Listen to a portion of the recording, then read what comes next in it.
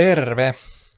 Tänään onkin sitten hieman surullisempia uutisia, sillä onnistuin rikkomaan droneni. Ja tosiaan se dronehan, mikä mulla on ollut käytössä, on tämä DJI FPV. Lähdin lennättämään tätä droneani paikkaan, joka sopii hyvin niin kutsuttuun freestyle-lentämiseen. Tiesin jo lähtiessäni, että DJI FPV ei ole kaikkein paras freestyle-drone, ja minun pitäisi olla varovainen sen kanssa, että pääsisin kotiin yhden dronen kerran. Jonkin aikaa saimmekin lentää, ja tässä näemme videolla nyt Tempestin lentotaitoa kohteessa. Itseltäni ei videomateriaalia oikein tullut talteen, ja syykin tähän paljastuu pian. DJI FPV ei todellakaan ollut parhaimmillaan ympäristössä, sillä se ei ole FPV-droneista ollenkaan ketterimmästä päästä. Sen lisäksi, että pilottien taidoissa oli selvä ero, niin myös laitteissa oli eroa. DJI FPVn etu kuitenkin aloittelijadronena on siinä, että sen avulla saa avaimet käteen paketin, jolla pääsee lentämään heti. Ja FPV-drone-harrastusta oikeastaan kuvaa aika voimakkaasti juuri tällainen, että täytyy ymmärtää tosi paljon kaikennäköisiä yksityiskohtia ja jännitteitä ja ampeerimääriä ja ties mitä kaikkea mahdollista, että edes pääsee lentämään.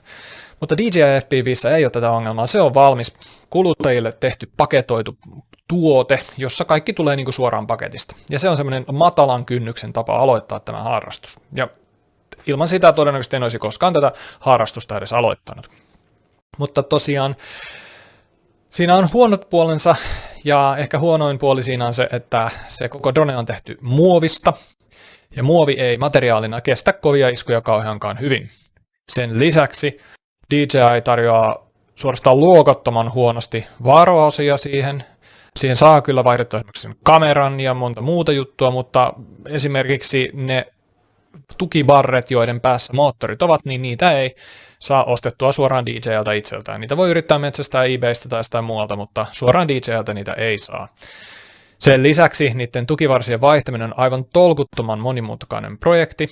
Ja jos pitää vaihtaa nyt, kuten esimerkiksi tässä tapauksessa minun dronessa, niin pitäisi vaihtaa yksi tukivarsi, pitäisi vaihtaa lentoohjain, pitäisi vaihtaa kamera, pitäisi vaihtaa aika monta muutakin asiaa, niiden törmäsin aika kovaa, niin sen korjauksen hinta alkaa lähentelemään jo ihan uuden dronen hintaa. Mutta mikä sitten oikein meni pieleen? Ensimmäinen virhe tulikin sitten tehtyä heti alussa, nimittäin aloitin lähtöni aivan liian korkealta ja sivusta. Tähän kohtaan tultua peli oli oikeastaan jo menetetty, vaikka en kyllä sitä ehkä vielä siinä kohtaa ihan tajunnutkaan. Vauhtia oli liikaa ja sivuttaisliike vei minua kohti katoksen oikeaa reunaa. Epätoivoiset korjausliikkeet eivät enää tässä kohtaa auttaneet mitään ja törmäys oli vääjäämätön.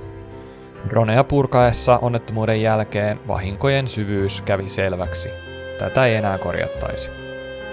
Jälki oli rumaa ja dronesta meni rikki niin kamera, toinen takavaarasi, lentoohjain, useita muoviosia ja näiden kaikkien lisäksi droneen ei tullut minkäänlaista elonmerkkiä, kun koitti pistää siihen virrat päälle. Mutta sellaista tällä kertaa. Tämän kanavan tarina jatkuu.